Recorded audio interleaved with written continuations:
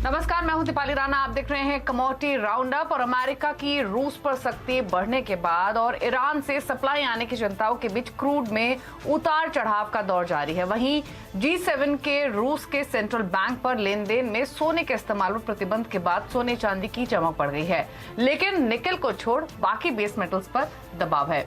इन सब पर हम बातचीत करेंगे, स्ट्रैटेजीज को समझेंगे और तैयारी करेंगे अगले हफ्ते की भी। कुंवर ग्रुप के डायरेक्टर रवि देवरा हमारे साथ हैं, मेरिट्स एनबीडी के डायरेक्टर धर्मेश भाटिया हैं। लेकिन शो की शुरुआत करेंगे अभी तक की सबसे बड़ी खबर के साथ। दरअसल सेबी ने कमोडिटी इंडेक्स में ऑप्शन ट्रेडिंग की मंजूरी दे दी है और इसी पर बातचीत करने के लिए हमारे साथ मौजूद है MCX के head business development and marketing Rishi Nathani. तो सेबी का जो ये फैसला आया है उसके मुताबिक वो तमाम एक्सचेंजेस जिनके पास कमोडिटी डेरिवेटिव सेगमेंट है वो कमोडिटी इंडाइसेस पर ऑप्शन ट्रेडिंग की शुरुआत कर सकते हैं। सबसे पहले तो इनफैक्ट ऋषि नमस्कार, स्वागत है आपका। पहले तो ये जानना चाहेंगे कि ये पूरा प्रोसेस रहेगा क्या, क्योंकि सेबी ने अप्रूवल जरूर दे दिया है लेकिन किसी भी कमोडिटी इंडाइसेस पर अगर आप ऑप्शन ट्रेडिंग शुरू करेंगे तो शायद उसके लिए पहले सेबी का प्रायर अप्रूवल जरूरी है। तो पहले प्रोसेस क्या रहेगा ये बताइए। नमस्कार और बहुत बहुत धन्यवाद। सेबी का जो सर्कुलर निकला है उसके मुताबिक हमारे पास 3 इंडेक्स जो ट्रेडेबल हैं, बुल डेक्स, मेटल डेक्स और एनर्जी डेक्स, तीनों पे हम चेष्टा यही करेंगे कि हम उसके लिए एक एप्लीकेशन तैयार करें और जैसे जैसे समझ में आएगा उस हिसाब से हम सभी को अप्लाई करेंगे ऑप्शंस के लिए और उसके बाद उस ऑप्शंस की लॉन्च की मंजूरी के लिए, और उसके बाद जब भी मंजूरी मिलेगी उसके बाद हम उसको लॉन्च करने की चेष्टा करेंगे। ठीक है, तो अभी आपने बताया कि बुलियन, मेटल, एनर्जी ये कुछ इंडेक्स हैं जहां पर फैसिलिटेट हो सकती है ऑप्शन ट्रेडिंग। तो अगर हम पास्ट ट्रेंड्स को समझे या फिर ट्रेडर्स के इंटरेस्ट को समझे तो क्या आपको लाइकली पॉसिबिलिटी लगती है कि सबसे ज्यादा इंटरेस्ट कहां रह सकता है या फिर किसके साथ आप शुरुआत करने के बारे में सोच सकते हैं इन तमाम इंडेक्स के में से? ये अभी बहुत जल्दी है कि अभी हम कैसे सोचें कि किसको पहले लॉन्च करें या क्या करें, लेकिन ट्रेडर्स की इंटरेस्ट जरूर रहती है। इंडेक्स में भी अच्छा मार्केट ने उस तीनों कॉन्ट्रैक्ट्स को, हमारे इंडेक्स फ्यूचर्स के कॉन्ट्रैक्ट्स को सराहा है और हमें यही आशा है। हमने देखा है कि अभी मार्केट का रुझान ऑप्शंस के प्रति है और जैसे आप इक्विटी मार्केट में भी देखते हैं कि इंडेक्स के जो ऑप्शंस हैं इक्विटी मार्केट में वो सबसे ज्यादा पॉपुलर हैं इक्विटी मार्केट में भी। तो मुझे यही आशा है कि कमोडिटी मार्केट में भी जब इंडेक्स के ऑप्शंस लॉन्च होंगे तो उसमें काफी लोगों को उसमें इंटरेस्ट जागेगा। तो एक चीज बताइए, आपको लगता है कि पूरा प्रोसेस स्मूथ रहेगा, डुएबल रहेगा या फिर कुछ चैलेंजेस भी आपको नजर आते हैं? देखिए, अभी से बोलना बहुत मुश्किल है कि क्या चैलेंजेस आ सकते हैं, क्या प्रोसेस रहेगा। सर्कुलर कल शाम को ही निकली है और अभी हम उसको स्टडी कर रहे हैं और उसके मुताबिक जो भी एक्शन लेना होगा, जो भी प्रोसेस होगा अप्लाई करने का, हम करेंगे। और एटलीस्ट देखिए क्या है कि सेबी ने एक रोड मैप तो दे दिया कि आप इसको अनुमति दे दी कि आप लॉन्च कर सकते हैं और अब इसके ऊपर काम चालू होगा और जैसे जैसे हम आगे बढ़ेंगे, जो भी अगर कुछ भी आएगा उसको तो सामने उसको एड्रेस किया जाएगा। हालांकि ये मेरा पूछने का पर्पस यही था क्योंकि हमने देखा था कि जो इंडेक्स के वायदा रहे हैं उसमें लिक्विडिटी का थोड़ा कंसर्न रह सकता है। तो एक चीज और समझना चाहेंगे उस पर्सपेक्टिव से, अगर हम बुलियन इंडेक्स की बात करें या फिर मेटल इंडेक्स, एनर्जी इंडेक्स की बात करें तो पिछले मंथ्स के जो वॉल्यूम्स थे वो कैसे रहे थे? नहीं, हमारे इंडेक्स के कॉन्ट्रैक्ट्स में सब में ही अच्छा वॉल्यूम रहा है। सिर्फ निकल के कारण थोड़ा मेटल इंडेक्स में थोड़ा सा वॉल्यूम कम हो गया और वो जैसे ही स्टेबलाइज हो जाएगा मुझे लगता है कि वो भी वापस नॉर्मलाइज हो जाएगा। ओके, धर्मेश भाटिया भी हमारे साथ मौजूद है मेरिट्स एनबीडी के, उनका भी व्यू ले लेते हैं। धर्मेश, हालांकि जैसे कि ऋषि ने भी कहा कि अभी सिर्फ सेबी का एक डिसीजन आया है, धीरे धीरे ये प्रोसेस शुरू होगा एक्सचेंजेस, क्योंकि फिलहाल की सिनेरियो में तो NCDX और MCX दोनों ही एलिजिबल एक्सचेंजेस हैं क्योंकि ग्वार NCDX के लिए है और बाकी जो इंडेक्स हैं वो MCX के लिए अवेलेबल है। लेकिन आप किस तरीके का इंटरेस्ट एक्सपेक्ट कर रहे हैं? देखिए, डेफिनेटली ये काफी अच्छा पड़ाव है, जो कि ऑब्वियसली काफी सारे वर्ल्ड में, जो अगर आप काफी फंड हाउस देखते हैं, काफी सारे एफडी एफआईआईस के इनफ्लो देखते हैं, तो option trading is always preferable, क्योंकि वहाँ पे लिमिटेड रिस्क, लिमिटेड प्रॉफिट, काफी स्टेबल ट्रेड्स होते हैं। तो अभी करंटली जो गवर्नमेंट ने अप्रूवल दिया है, डेफिनेटली स्पेशली एक्सचेंजों के लिए काफी फायदे का सौदा रहेगा। उसके बाद ब्रोकर्स और क्लाइंट्स भी अपनी पोजीशन हेड कर सकते हैं। बट अगर आप लास्ट 5 साल का भी डेटा देखें, specially on the equity side में भी, तो ज्यादा ऑप्शन जो ट्रेडिंग होते हैं वो इंडेक्स में होते हैं। तो सेम रेप्लिका आपको कमोडिटी मार्केट में देखने मिलेंगे, बट जो वॉल्यूम है वो पहले 2 महीने में ही है। बट जब अगर आप इंटरनेशनल मार्केट से कंपेयर करें, तो इंटरनेशनल मार्केट में 6-7 महीने के अच्छे वॉल्यूम्स होते हैं। तो वॉल्यूम्स और नॉलेज, अगर ये प्रोसेस सिस्टम में आ जाए और पब्लिक को अवेयरनेस हो ऑप्शन ट्रेडिंग की, तो डेफिनेटली ये काफी अच्छा फायदे का सौदा रहेगा दोनों पक्षों के लिए, ट्रेडर्सों के लिए भी और ब्रोकर्सों के लिए भी, क्योंकि सेफ्टी ज्यादा रहेगी कंपैरेटिवली फ्यूचर्स में। रवि, हालांकि एनसीडीएक्स के लिए तो ऑप्शन है कि वो ग्वार के ऑप्शन ट्रेडिंग ला सकते हैं, लेकिन क्योंकि आप एग्री कमोडिटीज को भी काफी क्लोजली वॉच करते हैं और ग्वार पूरे ही पैक को हम देखें तो काफी उथल पुथल इस पूरी पॉकेट में रही है ड्यू टू क्रूड, जहां सेंटिमेंटल इम्पैक्ट हम देखते हैं। अगर आप कुछ सेंस दे पाए, हालांकि ये तो एक्सचेंज का डिसीजन होगा कि वो ग्वार पर लाते हैं कि नहीं, बट एक ऑप्शन उनके पास ये है, एक चॉइस उनके पास है। अगर आता है तो आप किस तरीके का पार्टिसिपेशन इंटरेस्ट देख रहे हैं? जरूर से गोवा एक्स में अभी इतना वॉल्यूम नहीं है जो इंडाइसिस ट्रेडिंग है, बट फिर भी ये एक लौता ऐसा इंडाइस है। पहले सोया डेक्स था, तब उसमें ज्यादा वॉल्यूम डेवलप हुए थे और धीरे धीरे soya oil, soya bean and soya index, तीनों का जो एक कॉम्बो चल रहा था, वो अच्छी तरह उसमें वॉल्यूम एंड पार्टिसिपेशन था। हालांकि इसके रोक के बाद ज्यादातर मार्केट का जो फोकस है वो एग्रीकल्चर में, कोई भी आप फ्यूचर देखे या इंडाइसिस देखे, वहां पे वॉल्यूम को लेकर थोड़ा फियर है। तो शायद गोवा में लॉन्च तो हो सकता है, इसमें कोई भी वो मोस्ट एलिजिबल एंड अकेला एलिजिबल कॉन्ट्रैक्ट है फ्रॉम द एग्री फ्रंट। तो इसके अलावा अभी कोई डेक्स अवेलेबल नहीं है एग्री में। तो शायद जो एग्री डेक्स अवेलेबल है, जो पूरी जो कमोडिटी बास्केट का एग्री डेक्स है, उसमें शायद एनसीडीएक्स सोच सकता है। उसमें भी एक अच्छा लाइक बीएससी का, सेंसेक्स, एनएससी का, निफ्टी है, सब में सेक्टर अलग है, सेक्टर के वेटेज अलग है। इसी तरह एग्री डेक्स में वेटेज सारे एग्रीकल्चर कमोडिटीज का है। तो ऐसे जी मानसून या कुछ भी ऐसे न्यूज आए जो उत्पादन को लेके, सप्लाई को लेके, वो काफी अच्छी तरह उसमें वर्क कर सकते हैं। तो मुझे लग रहा है कि एग्री डेक्स एंड गोवा डेक्स में दो बड़ा एक ऑप्शंस अवेलेबल हो गए।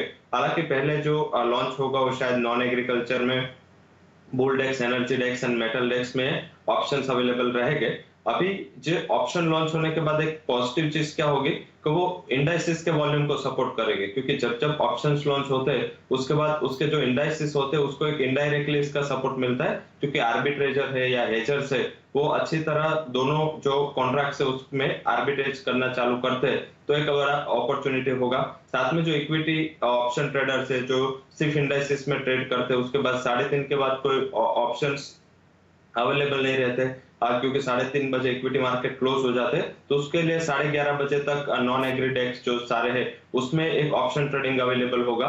तो आई थिंक काफी अच्छी एवेन्यूज खुलेगी। थोड़ा बहुत टाइम लगेगा क्योंकि इंडाइसिस में भी अभी वॉल्यूम में ऊपर नीचे रहा है। तो आई थिंक वॉल्यूम डेवलप होने के लिए या उसके अवेयरनेस के लिए, एजुकेशन के लिए थोड़ा टाइम लग सकता है, बट ये काफी अच्छा सराहनीय कदम है।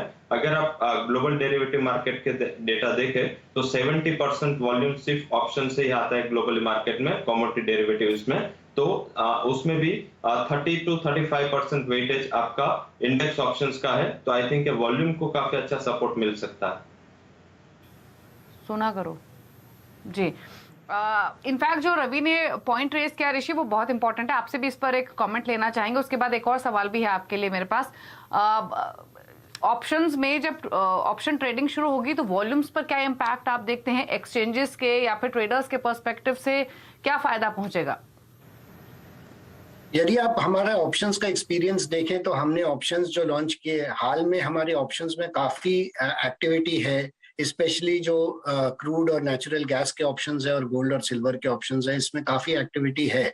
तो दिन प्रतिदिन हम देख रहे हैं कि हमारे ऑप्शंस के वॉल्यूम बढ़ रहे हैं और ट्रेडर्स को अगर और ये इंडेक्स के भी ऑप्शंस मिल जाते हैं तो जैसे रवि ने भी कहा कि इंडेक्स ऑप्शन से इंडेक्स फ्यूचर्स को भी बेनिफिट मिलता है, दोनों को ही बेनिफिट मिलेगा। और ऑप्शंस का वॉल्यूम, इंडेक्स ऑप्शंस का भी वॉल्यूम बढ़ेगा और इंडेक्स फ्यूचर्स का भी उसके कारण वॉल्यूम बढ़ना चाहिए। तो ट्रेडर्स जो जितनी भी हमने मार्केट में बात की, ट्रेडर्स तो यही चाह रहे हैं, जो मार्केट पार्टिसिपेंट्स है वो यही चाह रहे हैं कि इंडेक्स के ऑप्शंस जल्दी लॉन्च हो। बिल्कुल। एक चीज और ऋषि, ठीक है, आपने समझाया कि क्या लाइकली सिचुएशन हो सकती है, वॉल्यूम्स कैसे आ सकते हैं, कैसी ये डेवलपमेंट है। एक चीज और जानना चाहेंगे, जो सेबी ने ये डिसीजन लिया है, अगर आपने फाइन प्रिंट्स रीड किए हो, हालांकि अभी आप लेकर आएंगे, लेकिन सेबी के प्रपोजल के हिसाब से कॉन्ट्रैक्ट साइज क्या होगा, ट्रेडिंग आवर्स कैसे रहेंगे, एक्सपायरी डेट के एक्सचेंज सेट करेंगे? हाँ जी, कॉन्ट्रैक्ट वैल्यू 5 लाख से ऊपर होना चाहिए और एक्सपायरी डेट जो है वो रोल ओवर पीरियड से क्लैश नहीं होना चाहिए। बाकी एक्सचेंज अपने आप से एक्सपायरी डेट सेट कर सकता है। ठीक है, तो एक्सचेंज एक्सपायरी डेट सेट करेंगे और जो साइज ऑफ कॉन्ट्रैक्ट रहेगा, जब आप कोई भी ऑप्शन लेकर आएंगे मार्केट में, तो उसका जो कॉन्ट्रैक्ट साइज है वो एटलीस्ट 5 लाख का होना चाहिए। फिलहाल जैसे कि बताया ऋषि ने भी और हमारे बाकी 2 मेहमानों ने भी, बुलियन, मेटल, एनर्जी, ये 3 इंडेक्स है जहां पर ऑप्शन ट्रेडिंग एमसीएक्स स्टार्ट कर सकता है, और चौथी जो इंडेक्स है वो है ग्वार का। और फिलहाल के सिनेरियो में एमसीएक्स और एनसीडीएक्स ही 2 ऐसे एक्सचेंजेस हैं जो कि एलिजिबल हैं, क्योंकि उनके पास कमोडिटी डेरिवेटिव का प्लेटफॉर्म है। शुक्रिया ऋषि आने के लिए शो में और बातचीत करने के लिए इस मुद्दे पर। रुक रहे हैं इसी के साथ एक ब्रेक के लिए। जब लौटेंगे तो फोकस करेंगे सिर्फ और सिर्फ स्ट्रैटेजीज पर, कहां है ट्रेडिंग या पोजिशनल ट्रेड्स के मौके, बताएंगे एक छोटे से ब्रेक के बाद।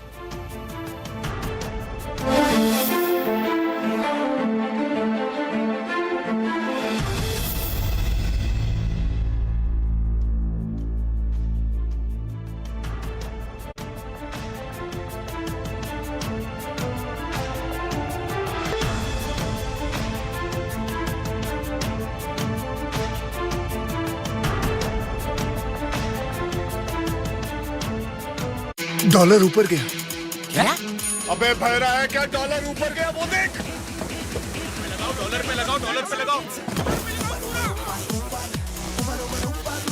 डॉलर उठाओ।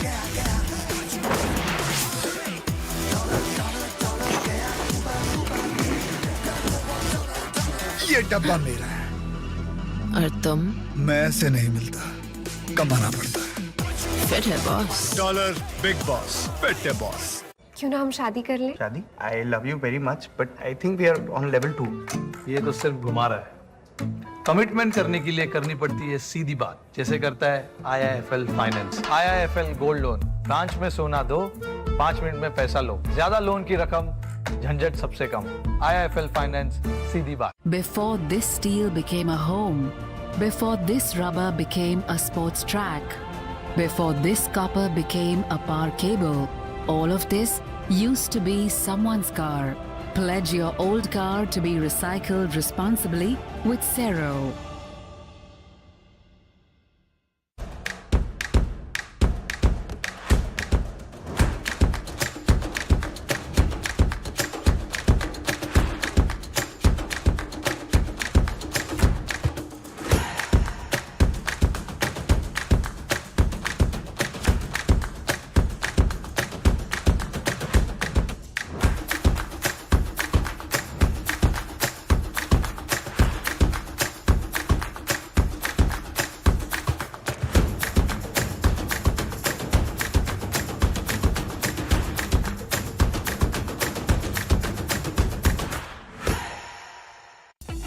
Discover your ability to break through the trading myths that are holding you back. Overcome the challenges and create the path to an abundance of wealth. Register today for an exclusive workshop on stock trading and investment. CNBC TV 18 presents Invest Wise, Learn, Earn and Grow. Powered by Malkan's View. Automatic, go automatic. Automatic, go automatic. First time investor, long term investor, market timer भी go automatic. Automatic, go automatic.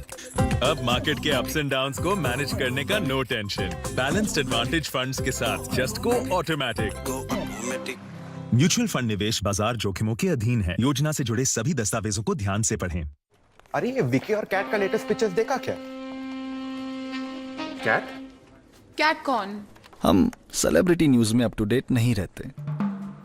Guys, नए crypto Dana के बारे में सुना? It's not that new. Launch November 4, 2021। पर crypto में always up to date, क्योंकि हम हैं क्रिप्टो में pro. So if you want to trade, earn and lend crypto, then Zeppay. Crypto products एवं NEFT अनियंत्रित होते हैं और अत्यधिक जोखिम भरे हो सकते हैं। ऐसे लेनदेन से उत्पन्न किसी भी नुकसान के लिए नियमित उपाय उपलब्ध नहीं है। Ruchi Soya Industries Limited. Further public offering of equity shares of face value of 2 rupees each through the book building process in the price band of 615 rupees to 650 rupees per equity share. Bid issue opens on Thursday, March 24th and closes on Monday, March 28th, 2022. For risk factors and more details, please refer to the red herring prospectus.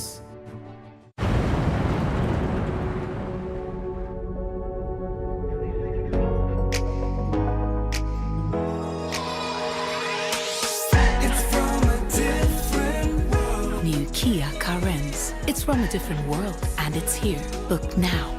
Kia. Movement that inspires. के प्रायोजक हैं magic BRICS, property सही और अब services सभी।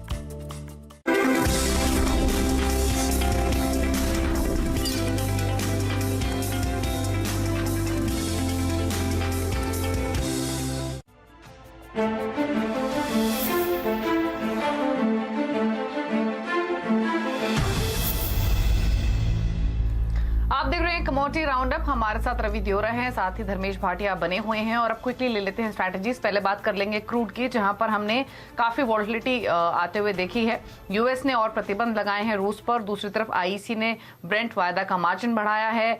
Release होगा crude US से, कुछ सहयोगी देशों की ओर से, और जिसके कारण हमने प्राइसेस में थोड़ी सी वॉलेटिलिटी जरूर देखी है। लेकिन इंपॉर्टेंट ये है कि अभी भी $120 के आसपास ब्रेंट ट्रेड कर रहा है। धर्मेश, क्या व्यू है इन स्तरों से क्रूड पर? फैक्टर्स तो कई सारे हैं जिसका इंपैक्ट हम प्राइसेस पे लगातार देख रहे हैं।